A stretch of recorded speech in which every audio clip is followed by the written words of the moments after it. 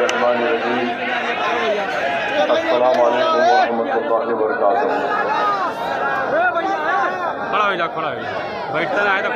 मुअज़्ज़िज़ हाज़रीन इकराम, बुज़ुर्गान मिल्लत, मेरे गयूर नौजवान साथियों, बुजुर्गान कौम और मिल्लत, मेरी इज़्ज़तदार और माँ और बहनों, मंच पर बैठे उतरौला के मजलिस इत्तेहादुल मुस्लिमीन के उम्मीदवार हमारे दोस्त जनाब डॉक्टर अब्दुल मन्नान साहब, उत्तर प्रदेश के मजलिस इत्तेहादुल मुस्लिमीन के सदर जनाब शौकत साहब, मजलिस इत्तेहादुल मुस्लिमीन के कौमी तर्जुमान मोहतरम जनाब आसिम गफ्फार साहब और तमाम जिम्मेदारान जो आज दाइस पर शे नशीन पर तशरीफ फरमा है, मैं आप तमाम का दिल की गहराइयों से शुक्रिया अदा करता हूँ कि आपने अपना कीमती वक्त निकाल कर आज के इस जलसे में शिरकत की। मैं आपका शुक्रिया अदा करता हूँ और यकीनन इतनी बड़ी तादाद में आप तमाम का यहाँ पर जमा होना इस बात का पैगाम देता है कि इंशाअल्लाह ताला आइंदा असेंबली या विधानसभा के चुनाव में उतरौला से इंशाअल्लाह ताला आप तमाम अपनी दुआओं से और अपने वोटों से डॉक्टर अब्दुल मन्नान को कामयाब करेंगे। मेरे अजीज दोस्तों और बुजुर्गों, उतरौला विधानसभा में और उतरौला विधानसभा के तमाम राय दहिंदगान के लिए, वोटर्स के लिए बेहद जरूरी है कि वो अपने वोट का सही और सच्चे उम्मीदवार कैंडिडेट के हक में अपने वोट का इस्तेमाल करें। अभी आपने सुना कि डॉक्टर अब्दुल मन्नान साहब ने आपको बताया कि कैसे उतरौला में आपके मसाइल हैं जिससे यहाँ की आवाम को, जनता को तकलीफ पहुँचती है। यहाँ पर जब मनोज सिन्हा रेलवे मंत्री थे तो उन्होंने वादा किया था कि एक रेलवे लाइन डाली जाएगी उतरौला से बहरेज बलरामपुर से होते हुए, मगर जैसा नरेंद्र मोदी वादा करते हैं और भूल जाते हैं, इसी तरह उतरौला में रेलवे की लाइन नहीं डाली गई। डॉक्टर अब्दुल मन्नान साहब खुद डॉक्टर हैं, आंखों के स्पेशलिस्ट हैं, वो इस बात को देख चुके हैं और आप भी जानते हैं कि यहाँ पर एक ढंग का अस्पताल नहीं है। मेरे अजीज दोस्तों और बुजुर्गों, अभी हमने सुना कि कैसे किसानों को सरकार की तरफ से कोई मदद नहीं मिलती। उतरौला विधानसभा के जितने किसान हैं उनमें बहुत बड़ी अक्सरियत आज कर्जों में डूबी पड़ी है। किसान क्रेडिट कार्ड का कोई फायदा नहीं है किसानों को। वहीं पर मेरे अजीज दोस्तों और बुजुर्गों, आप ये भी जानते हैं कि जो रोड रिपेयरिंग का काम रेहरा से सादुल्ला नगर जो 32 किलोमीटर का है, माशाल्लाह उसमें 5000 खड्डे हैं। 32 किलोमीटर का फासला है और योगी आदित्यनाथ बाबा कहते हैं कि हमने सब कुछ कर दिया, मगर 5000 खड्डे उसमें हैं। वहीं पर आप देखते हैं कि उतरौला और टीटी रामपुर में भी काम रोड का नहीं हुआ, वहां पर भी अल्हम्दुलिल्लाह 10,000 खड्डे उस रोड पर है। अब आप बताइए कि आखिर कौन सा विकास का काम हुआ यहाँ पर। और फिर आप ये भी जानते हैं कि रेहरा ब्लॉक में जंगल है और जंगल में शीशम का, शेखुआ का, सागवान के झाड़ है, पेड़ है, माशाल्लाह वो भी स्मगलिंग का शिकार है। माने झाड़ और पेड़ को भी काट दिया जाता है। वहीं पर मेरे अजीज दोस्तों और बुजुर्गों, उतरोड़ा विधानसभा में कितने लोग पढ़े लिखे हैं जो अपना नाम अपनी मादरी जबान में लिखना जानते हैं, तो मालूम हुआ सिर्फ 45% लोग उतरोड़ा विधानसभा में अपनी मादरी जबान में, हिंदी में या उर्दू में अपना नाम लिख सकते हैं। बताइए, इतनी बड़ी तादाद में लोग अगर पढ़ना लिखना नहीं जानते तो क्या आप उन आजमाए हुए पार्टियों को वोट देंगे, उनके उम्मीदवारों को वोट देंगे जिन्होंने उतरोड़ा विधानसभा के लिए कुछ नहीं किया? वहीं पर मेरे अजीज दोस्तों और बुजुर्गों, आप ये भी जानते हैं कि यहां पर बहुत से मसाइल हैं और खास तौर से जब कोविड हुआ था, जब कोविड की सेकेंड वेव हुई थी, तो जून 2000 जो कोविड की पहली जो वेव हुई थी जून 2020 में, हाँ, पर हमने देखा कि एक 45 साल का शख्स जिसका नाम मोहम्मद अनवर है, सहजोरा गांव के रहने वाले, कचरे की गाड़ी में उनकी लाश को डालकर लेकर गए। ये काम यहां पर योगी सरकार ने किया, वो वीडियो सारी दुनिया में मशहूर हुआ। फिर हमने ये भी देखा कि मई की 30 इस साल 2021 को 2 लोग ले जाकर एक कोविड से मरने वाले पेशेंट को राप्ती नदी में उसकी लाश को फेंक रहे थे।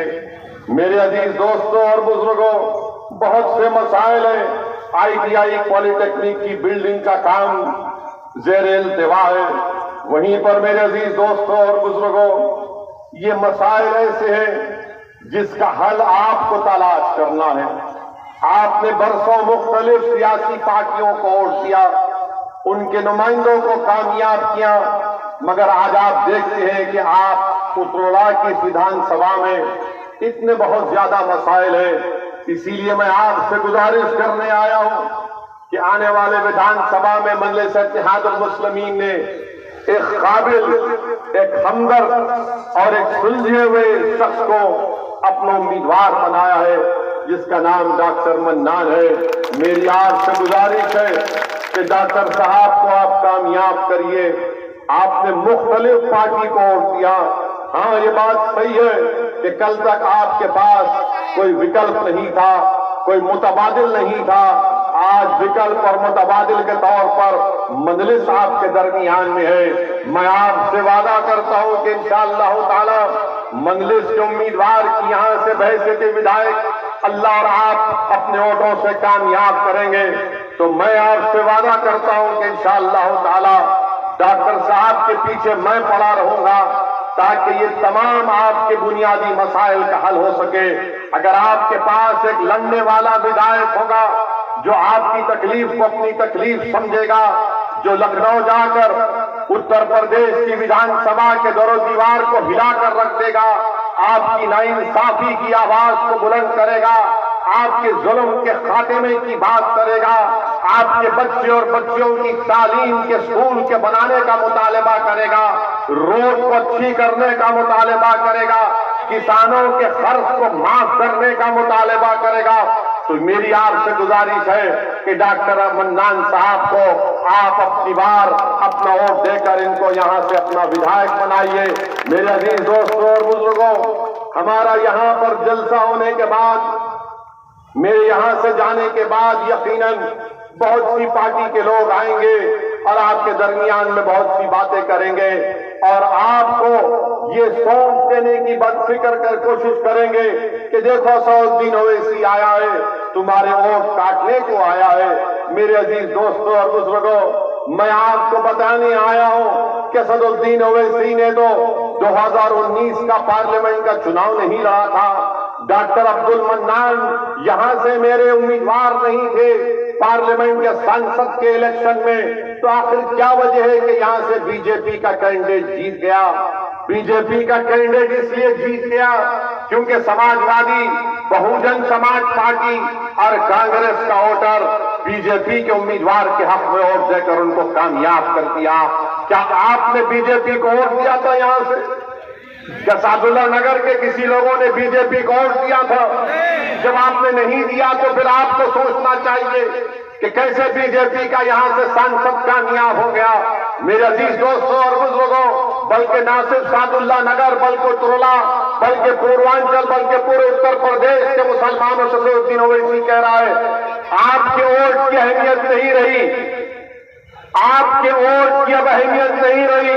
अगर आपको अपने वोट की अहमियत को दिखाना है, अगर आपको अपनी सियासी ताकत दिखाना है, अगर आपको अपनी किसी भी किस्म से अपने वजूद का एहसास दिलाना है, तो आपको इस बार मजलिस इत्तेहादुल मुस्लिमीन के हक में अपने वोट का इस्तेमाल करना पड़ेगा। अगर आप अपने वोट का इस्तेमाल मजलिस के हक में करेंगे तो आपकी वोट की वैल्यू बढ़ेगी, आपके वोट का वजन बढ़ेगा, आपकी अहमियत बढ़ेगी, आपके मसाइल का हल होगा। वरना ये लोग समझते ही हैं कि उत्तरोला हो, सादुल्ला नगर हो, पूर्वांचल हो, उत्तर प्रदेश हो, उत्तर प्रदेश का मुसलमान कहां जाएगा हमको छोड़कर। मेरे अजीज दोस्तों और बुजुर्गों, मैं आपसे कह रहा हूं कि हम आपके दरमियान में हैं। आपने बरसों गैरों का साथ दिया। मैं आपसे अपील करने आया हूं कि आज मजलिस आपकी जमात है, आप इसको थाम लीजिए, इसको मजबूत करिए अपनी दुआओं से, अपने वोटों से, ताकि ये नाइंसाफी के दौर का खात्मा हो सके। मैं आपको एक मिसाल देकर जाऊंगा। यहां के आपके एक साबिका एमएलए साहब आरिफ अनवर हाशमी साहब कहां हैं आजकल? जेल में। कहां है वो? क्या तुमने कभी समाजवादी के नेताओं के अखिलेश यादव की जबान से इनके बारे में सुना? तुमने क्या तुमने सुना कि अखिलेश यादव ने कहा कि आरिफ अनवर हाशमी को जेल में डाल दिया गया? क्यों नहीं बोलते? क्यों नहीं बोलते समाजवादी पार्टी के अखिलेश यादव? यकीनन आरिफ अनवर हाशमी हमारी दूसरी पार्टी के, मगर जब इंसाफ की बात होगी तो आरिफ हाशमी की बात करना जरूरी है। जेल में वो है और अखिलेश यादव की जबान पर नाम नहीं आता, और आकर हम पर उंगली उठाते हैं कि ओवैसी आया है वोट काटने के लिए। मैं बताना चाह रहा हूं अखिलेश यादव को, बहुजन समाज पार्टी की बहन जी को, कांग्रेस के अगर कोई नेता है तो उनको, बीजेपी को, संघ परिवार को, असदुद्दीन ओवैसी को अल्लाह सुब्हानहू व तआला अपने रसूल सल्लल्लाहु अलैहि वसल्लम के सदक़े तुफ़ैल में जब तक इस दुनिया में जिंदा रखेगा, असदुद्दीन ओवैसी उत्तर प्रदेश उत्तरोला आता रहेगा, लड़ता रहेगा और नाइंसाफी के खिलाफ अपनी आवाज को उठाता रहेगा। मैं सिर्फ इस असेंबली के चुनाव के लिए नहीं आया हूं, मैं आता रहूंगा इंशाअल्लाह ताला। हम जब तक एक शऊर को बेदार नहीं करेंगे, हम जब तक आपकी सफों में इनकलाब को नहीं पैदा करेंगे, जब तक हम में अच्छाई के लिए तब्दीली पैदा नहीं होगी, जब तक हम ख्वाब गफलत से बेदार नहीं होंगे, तब तक मैं आता रहूंगा, लड़ता रहूंगा, बोलता रहूंगा। मुझे इस बात की कोई फिक्र नहीं है कि कौन मेरे बारे में क्या कहता है, क्या इल्जाम लगाता है। अगर मैं क्या हूं वो मेरा रब जानता है कि मेरे दिल में क्या है। इस दुनिया में कामयाबी का जामिन कोई नहीं है सिवाय अल्लाह के मेरे। आखिरत में भी मेरी कामयाबी का जामिन रसूलुल्लाह सल्लल्लाहु अलैहि वसल्लम की सिफात रहेगी। ये दुनिया की कोई ताकतें मेरा कुछ नहीं बिगाड़ सकेगी। मेरे अजीज दोस्तों और बुजुर्गों, अपने हिम्मत और हौसले को बुलंद रखो, ख्वाब देखना शुरू करो। ख्वाब देखना कोई गुनाह नहीं है। अगर उत्तर प्रदेश के 19% मुसलमान एक ख्वाब देखते हैं कि मेरा भी कोई नेता हो जैसा यादव समाज का नेता अखिलेश है, क्या वो ख्वाब देखना गुनाह है? मैं तो ख्वाब दिखा रहा हूं तुमको और तुमको बता रहा हूं कि ख्वाब की ताबीर, इस कौमी जामेनामा कैसे पहनाया जाएगा।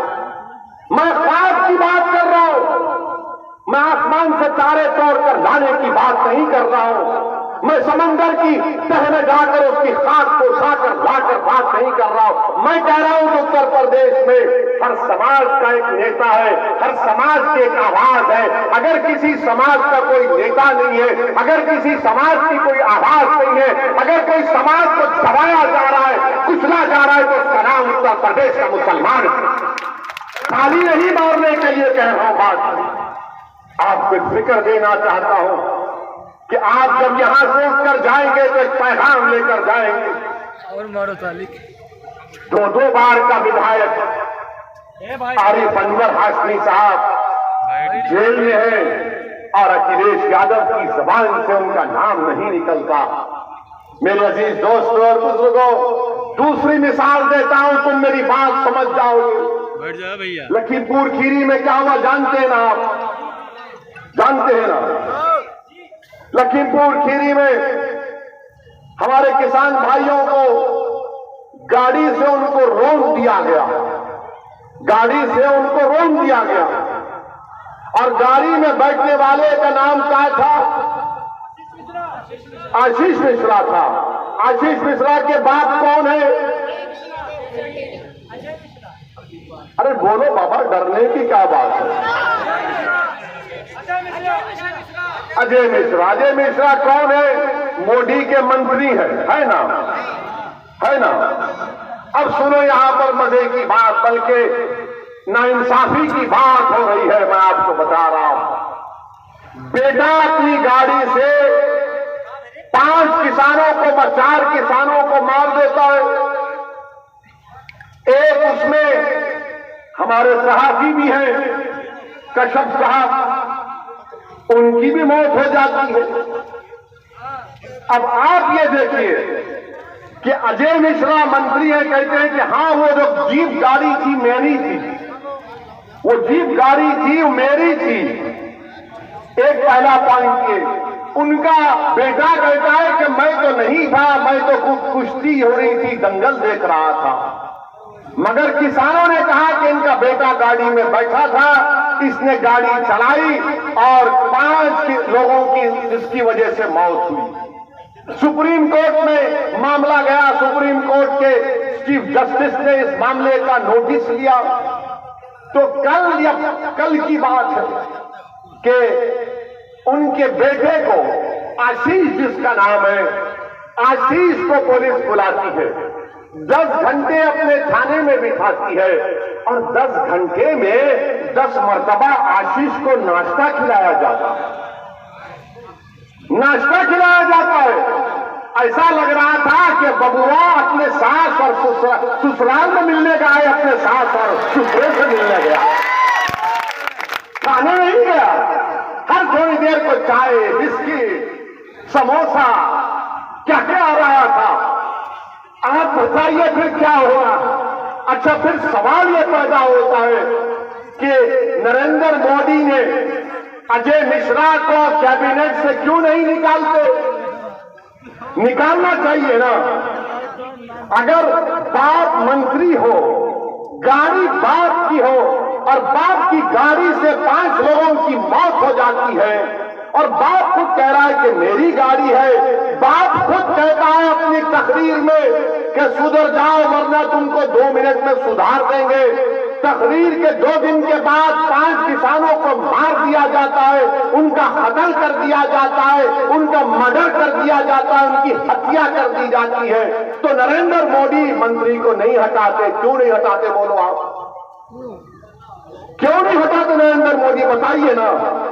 इसलिए नहीं हटाते क्योंकि अजय मिश्रा का ताल्लुक ऊंची जात से है, आला जात से है। इसीलिए नरेंद्र मोदी बोल रहे नहीं नहीं, चुनाव आ रहे, आला जात के, ऊंची जात के वोट नहीं मिलेंगे, इनको हम बचाएंगे। अगर आशीष की जगह उसका नाम अतीक होता, आशीष की जगह उसका नाम अतीक होता, तो क्या बुलडोजर नहीं चल जाता उसके घर के ऊपर? क्या बुलडोजर नहीं चलता? तो नाम आशीष है, अतीक नहीं है, तो कहा कि आशीष है तो हमारा शिष्य है, हम इसको बताएंगे। अतीक है तो गुंडा है, बाहुबली है, माफिया है, और आशीष जो है लोकप्रिय नेता है, नाम आशीष है, तो घर पर बुलडोजर नहीं जाएगा बाबा आपका, योगी बाबा आपका बुलडोजर नहीं जाएगा। क्या आपके बुलडोजर पर लिखा हुआ है कि खाली मुसलमान का घर तोड़ा जाएगा? क्या मुसलमान का घर तोड़ा जाएगा जिस पर हत्या का इल्जाम है, मर्डर का इल्जाम है, जो गाड़ी में बैठकर गाड़ी चलाता है? बीजेपी को मैं कहूंगा, बीजेपी के लोगों से, कि कमल का निशान बदल दीजिए और एक गाड़ी जीप रख लीजिए थार की, ये हमारा निशान है, हम रोक देंगे सबको। बताइए आप आशीष को, मंत्री को नहीं हटाते, उनके अब्बा को? योगी जी आशीष के अब्बा जान को नहीं हटाएंगे? क्या तुम भी बोल सकते अब्बा जान? हम हमारी मुंह में जबान नहीं है? क्या नरेंद्र मोदी आशीष के अब्बा जान को नहीं हटाएंगे? आप मोदी जी क्यों नहीं हटाएंगे अब्बा जान को? आप हटाना चाहिए ना अब्बा जान को। आप तो बोलते हैं कि मैं कोई चीज को, गलती को बर्दाश्त नहीं करता। बाबा, क्या आशीष के अब्बा को आप बचाएंगे या जेल को भिजाएंगे? बाबा को बताना पड़ेगा ना उत्तर प्रदेश की जनता को। बाबा तो हर बात पे अब्बा जान बोलते हैं। अब्बा, अब ये अब्बा जान मंत्री बनकर बैठे, देश की सुरक्षा के मंत्री हैं। उनका बेटा गाड़ी से किसानों को मार दिया। अब ये समझ में आया आपको? नहीं आया? मुझे बताइए कि अब्बा जान का नाम अजय मिश्रा है, बेटे का नाम आशीष है, अतीक नहीं है। अगर बेटे का नाम अतीक होता या आरिफ अनवर हाशमी होता तो अब तक जेल में चले जाते। कितने घर तोड़ दिए जाते, कितने घर तोड़ दिए जाते अब तक।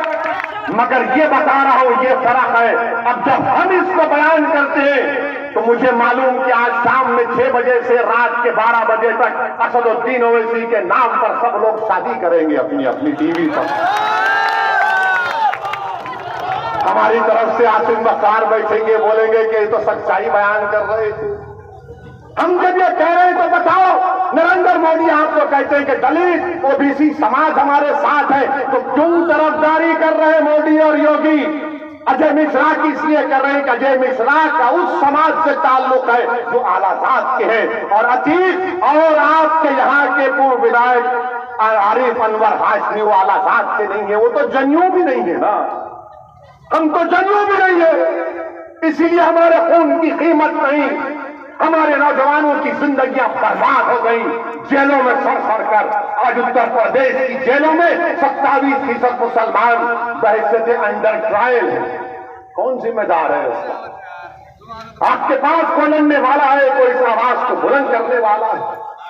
और जहां तक ये जो लखीमपुर खीरी का वाकया है, मैं आपको बताना चाहता हूं, दुनिया को जानना चाहिए कि वहां पर एक किसान भाई हमारे, जिनकी कत्ल कर दिया गया, जिनका नाम नक्षत्र सिंह था।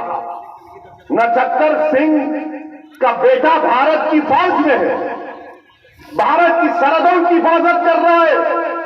बाप, उनकी बेवा नक्षत्र सिंह की बीवी कह रही है कि मेरे पति अपने बेटे से कहते थे कि बेटा तू सरहद की हिफाजत कर, मैं किसानी करके जनता की सेवा करूंगा। और आज उसी नक्षत्र सिंह को अब्बा जान के बेटे आशीष ने गाड़ी से रोन कर उनको जान ले ली, उनकी हत्या कर दी। वहीं पर एक हमारा एक और भाई जिसका नाम गुरु लवप्रीत सिंह है, जब उसको गाड़ी ने टक्कर मारी तो लोगों ने उसको उठाकर अस्पताल लेकर जा रहे थे, तो उसने लेकर जाने वालों से कहा कि भाइयों, मेरी 2 बहनें हैं, मेरे पास पैसे नहीं है, मेरी जान बचाओ। अस्पताल जाने तक लवप्रीत सिंह मर गया लवप्रीत सिंह। बताइए आप, वो जर्नलिस्ट जिसको कहा गया कि किसानों ने मारा, खुद उसका भाई कह रहा है कि नहीं, मुझे मेरे भाई को किसानों ने नहीं मारा, बल्कि ये अब्बा जान के बेटे आशीष की गाड़ी ने उस जर्नलिस्ट की जान ली। 8 लोगों की मौत हो गई, 5-4 किसान, एक जर्नलिस्ट, 5 लोग मर गए। आप बताइए कि कौन इनकी आवाज बनेगा, कौन इनसे इंसाफ करेगा?